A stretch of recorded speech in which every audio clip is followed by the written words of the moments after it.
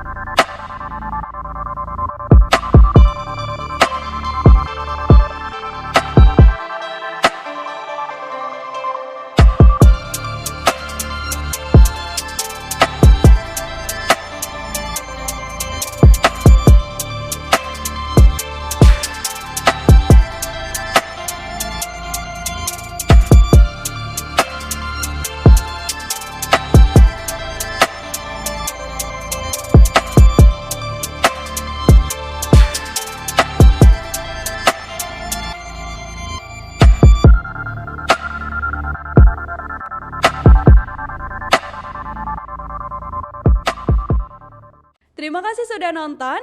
Jangan lupa like, subscribe, dan share ya.